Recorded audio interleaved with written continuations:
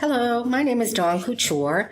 Welcome to segment 1 of the series entitled Integrating Academic and Career Development to Maximize Return on College Education series. In this first segment, we'll be looking at current higher education environment and implications for undergraduate academic and career development. The subsequent 3 segments will shift our focus first to career readiness skills to enhance the return on college education. Next, career readiness pathways, best practices integrating academic and career development, and concluding with common goals, customization, and showcase of high-impact career readiness initiatives. So we begin with the current higher education environment. The topics we're going to cover here are the increased pressure for accountability, among such things as the U.S. Department of Higher Education College Education Scorecard, and its relationship to student and the public and other stakeholders' belief in the value of college degree and return on education.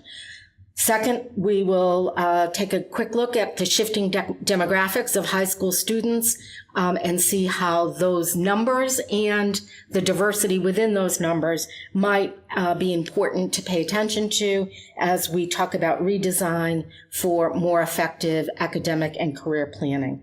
Third, we'll focus a bit on what students are saying they expect from the most recent surveys, and that includes educational relevance, as well as clearly articulated and measured student learning outcomes that demonstrate to the student and to others that the student has career readiness.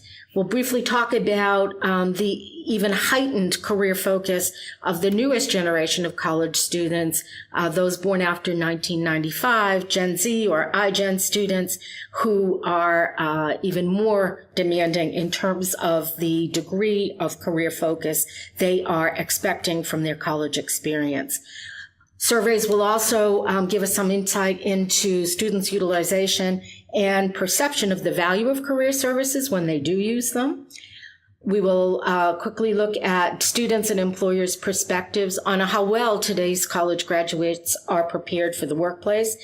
And then the bottom line takeaway, which has caused some to say that we have a crisis in confidence in higher education, but certainly the survey results indicate falling confidence and questioning the value of return on education. So starting with tuition costs. Cost is an important factor in accountability. Costs listed in this College Board presentation are from the most recent available for 2015-16 and only include tuition and fees.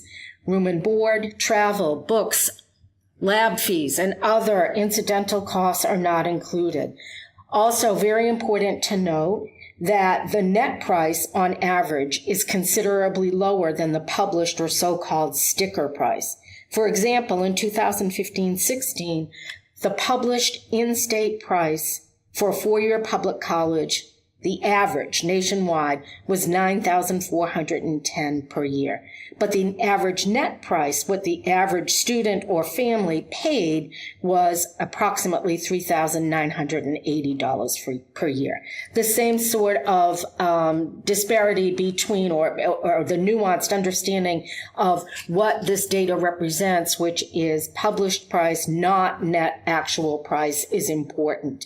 So this is helpful, hopefully, information for students and families in making college and enrollment financial decisions, certainly part of what we are expected to do in this increased era of accountability. However, the consumers of this information need to have the background, which is there is a difference between published cost and net cost.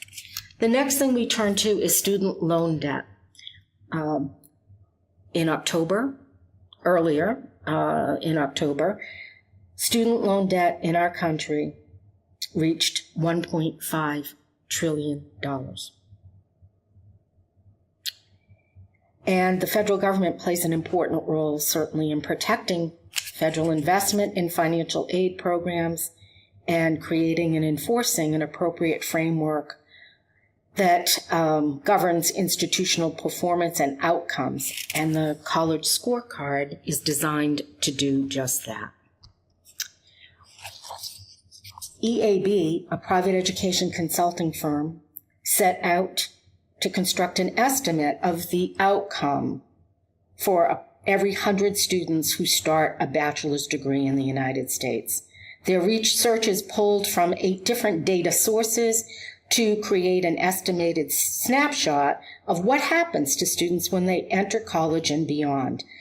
The results displayed here and reported in its 2017 report, What Really Happens to Our Students, should be a catalyst for rethinking approaches to delivering on return on education. Politicians, donors, students, alumni, parents, and others question the cost, the outcomes, and the value of a college degree, and they're challenging the role and direction of higher education.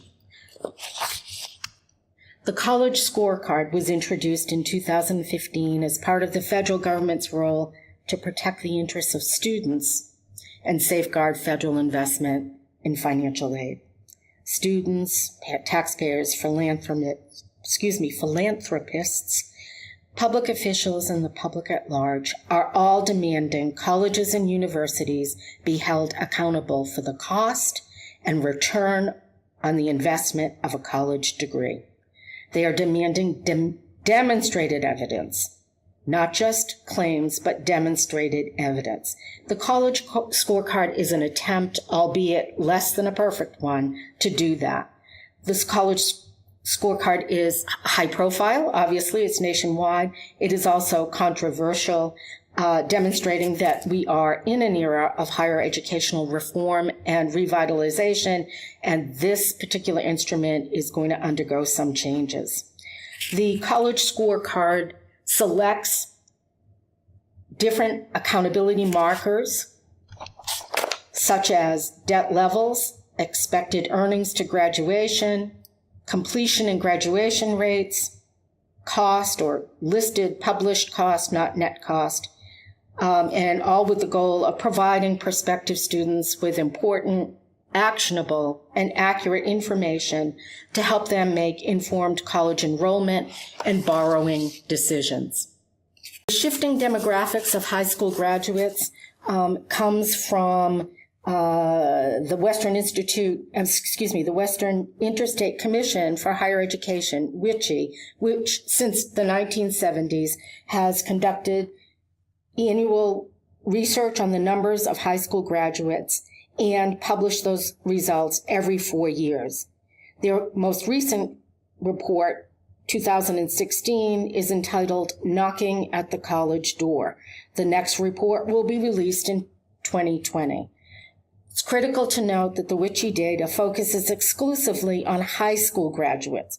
Consequently, it doesn't disclose or reveal other groups or subgroups of potential students who may change the profile of higher education. Most particularly adult learners, those ages 25 and older, who now make up approximately 40% of the number of students enrolled in higher education. The picture from this data is clear. We will have fewer high school graduates. There will be also changes in the diversity of those college graduates. Significant regional variations in the number, and also the shifting demographics include students entering higher education from high school are likely to come more often from lower income and first-generation families. This will require reevaluating and realigning student success needs and resources, including academic and career planning. Shifting now to student expectations. The Strata and Gallup poll, published in May of 2018, entitled From College to Life, Relevance and the Value of Higher Education, shows that only about a quarter of working U.S. adults with college experience strongly agree that their education is relevant to their daily lives and jobs. The findings suggest a disconnect between what higher education consumers expect to get from their educational experiences and what they perceive they receive. Closing this gap will be critical since the relevance of the influence of people's belief regarding both value and quality of their college education are part of the current dialogue.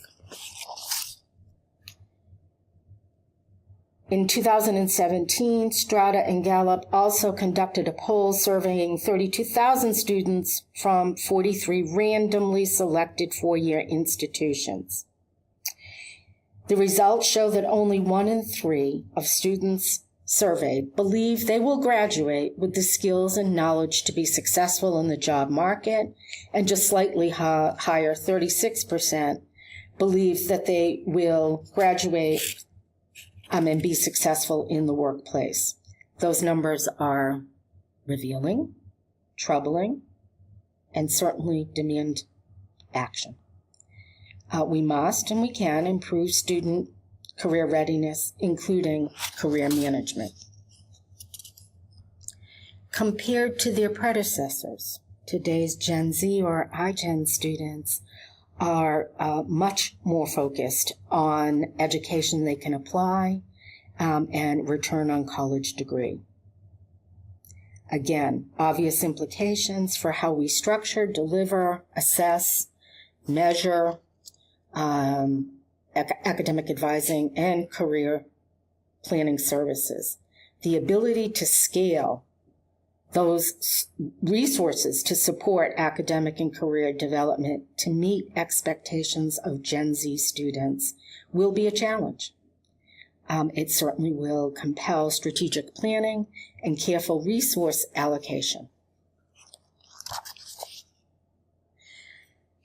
The takeaways from the survey of 2018 of Gen Z students: relevance, course content, and any requirements for graduation must connect and have clear pathways, must connect and have career pathways.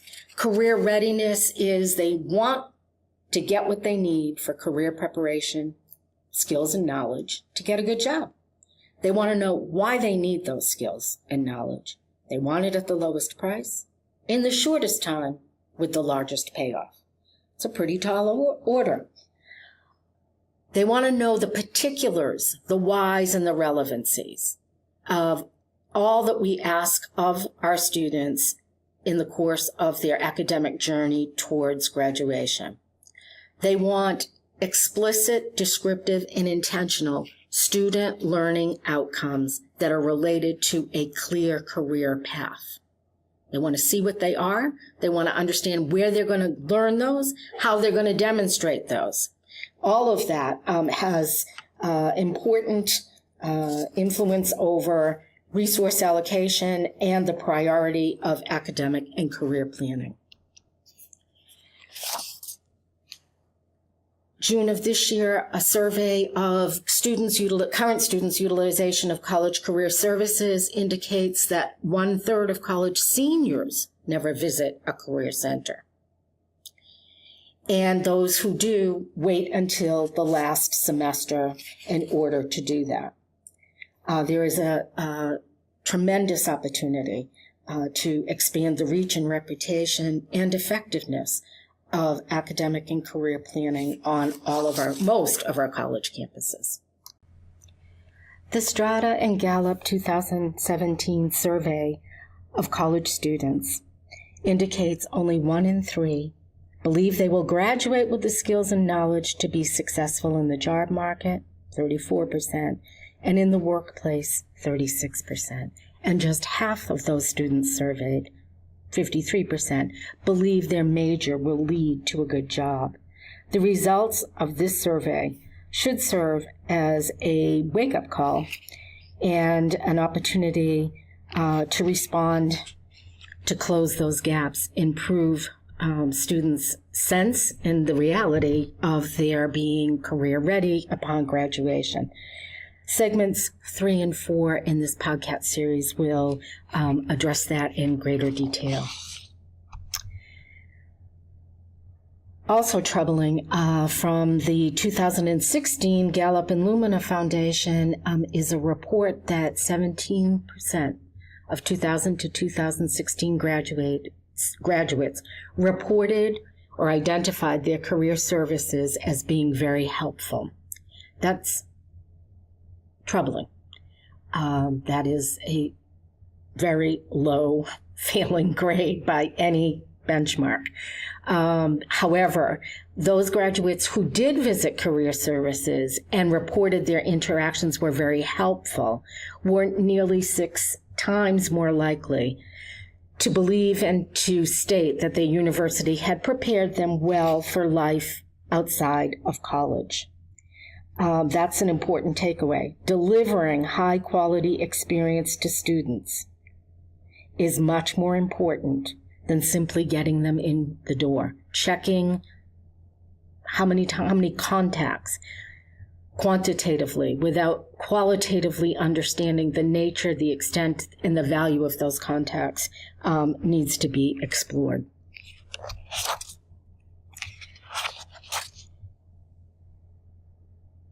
There is an 85% gap between what chief academic officers at colleges and universities believe to be the effectiveness of preparation for students going into the workforce and the Gallup and Lumina Foundation business leaders' perspective.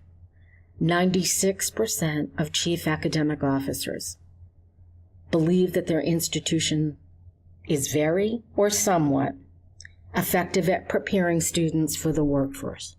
Career readiness, 96%. In contrast, only 11% of business leaders, hiring managers, and CEOs believe that to be the case. Hopefully, segments 2, 3, and 4 will provide some helpful guidance on how to close that gap. Between 2015 and 2018, the public confidence in higher education fell significantly. According to the 2018 Gallup poll published in October, only less than half, 48% of American adults have a great deal or quite a lot of confidence in higher education. The decline to 48% from 57% in 2015 represents a larger than typical decline in confidence in American institutions in a relatively short period of time, according to the Gallup report. So where are we? That Gallup report concludes that higher education is under attack. From policymakers, parents, to students themselves, challenges to higher education's value, purpose, and return on investment are on the rise. Based upon the short burst of data and information in this presentation, I don't know about you, but I'm not sure that that conclusion is unfounded. Mobilizing academic and career development resources to address career readiness deficiencies are at the heart of these challenges. If you have questions, comments, or want a copy of this PowerPoint presentation, I invite you to reach out to me either via email or through LinkedIn. Thanks for watching.